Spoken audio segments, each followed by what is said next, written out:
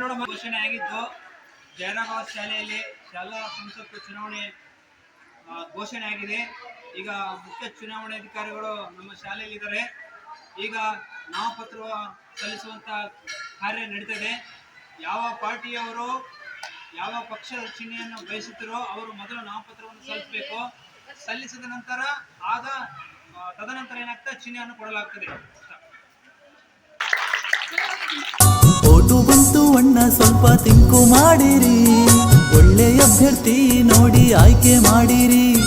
ಹಣದ ಆಸೆಗೆ ಓಟು ಕೊಟ್ಟರೆ ನಾಳೆ ಕೂಗಬಹುದು.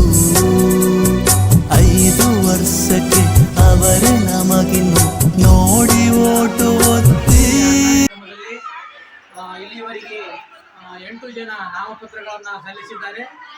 ಇದರ ಪ್ರಕಾರ ಎಲ್ಲ ನಾಮಪತ್ರಗಳು ಅಂಗೀಕೃತಗೊಂಡು ಎಲ್ಲರಿಗೂ ಈಗಾಗಲೇ ಚಿಹ್ನೆಗಳನ್ನು ವಿತರಣೆ ಮಾಡಿದೆ. ಆ ಚಿಹ್ನೆಗಳನ್ನು ಈಗ ನಿಮಗೆ ಘೋಷಣೆ ಮಾಡ್ತೀವಿ. ಈ ಘೋಷಣೆ ಪತ್ರವನ್ನು ಫಲಕವನ್ನು ನಿಮ್ಮ ಮುಂದೆ ತೋರಿಸ್ತಾ ಇರುತ್ತೆ.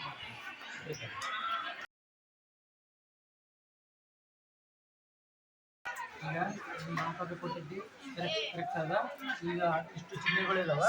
ಫಸ್ಟ್ ನಿನಗೆ ಚಾನ್ಸ್ ಇದೆ. ಇದ್ರಾಗ ನಿನಗೆ ಯಾವ ಚಿಹ್ನೆ ಬೇಕನ್ನೋದನ್ನ ಆಯ್ಕೆ ಮಾಡ್ಕೊಳ್ಬೇಕು. ಗಡಿಯಾರ ಬೇಕು.